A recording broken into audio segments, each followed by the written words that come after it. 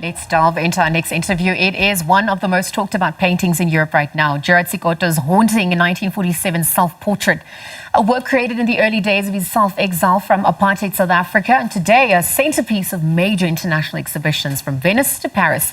But it's not just turning heads overseas. Here at home, Sekoto's legacy is being re-examined in a powerful new exhibition that's opening in Johannesburg this month. And so joining us in studio is Wilhelm van Rensburg, Senior Art Specialist and Head Curator at Strauss Co, who's curating Working Life in South Africa, Gerard Sekoto and Lena Hugo, to show that really brings Sekoto's vision of labour and dignity into dialogue with contemporary artist Lena Hugo's views on work today. Wilhelm, on that note, good morning and thank you for joining us on the SABC at this hour. You're welcome, Lisa. I'm just looking at the timing of all of this. The 1947 self-portrait by Sekoto. Tell us, why is it getting so much attention now? The emotions that are also evoked. What's coming through on that front? As you rightly say, you know, he is getting a lot of traction overseas and we dovetail with all of that. And the main thing is because Gerard Sekoto is the foremost black modernist in the world. And after the whole idea of contemporary African art, some critics wondered, now where does this contemporary art actually come from? Art in the 21st century. Sure. And then the art critics were very quick to pick up that they have an antecedent of the artists of the 30s, 40s and 50s, and the label art historians give to them is black modernists. And all of a sudden, all the international museums and galleries want his work. And so, obviously, from being revered overseas, it's also back home. So tell us how it's then also ended up back home. Yes, you know, after his death in 1993, there were a couple of exhibitions, but the last one was in 2013 at the Wits Art Museum, and it was high time to look at him again. You know, otherwise there's a whole generation missing out on his wonderful art. I'm wondering about the collaboration and the fusion of Lena Hugo with Gerard Sekoto. Talk to us about that vision and how it's going to come through. What's also going to be evoked on that front? Okay, we do an annual legacy exhibition where I usually pair, you know, a black modernist with a contemporary artist. In the past, I did, for instance, Maggie Laubscher and Gladys Mugudlandlu. And this year, I discovered 3 Sekoto paintings in the collection of the University of Johannesburg. They belong to Nimrod and Ndebele. And when you look closely at them, they all depicted workers, you know, garbage collectors, fruit sellers, builders, and the like. And I thought, there's my angle. You know, normally it is these convivial township scenes that we associate with Gerard Sekoto. But when I identified the workers, I thought that's a fresh angle. And so I looked at all the workers that he depicted, you know, from water carriers, washerwomen, nannies and the like. And then immediately I thought of Lena Hugo, who also depicts the worker, but in a 21st century idiom.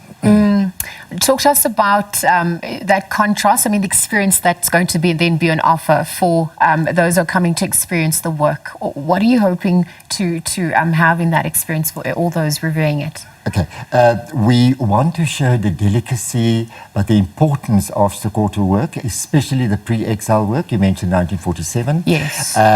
Those are the revered ones. Those are the coveted ones. Those are the ones fetching very high prices at Strauss Company, you know, the auction house. Yeah. And then we juxtapose that with phenomenal, you know, Lena Hugo's angle is really the sort of heavy machinery operators.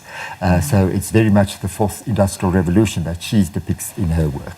The Mother on the Road, Gerard Sekoto's other work, it's going under the hammer. Why the decision to go that route? What are people also in for on that front? It is a work we are repatriating from Australia. It has been in one family all along, and the collector is actually moving back to South Africa, and just to pave the way, she is giving us this wonderful work.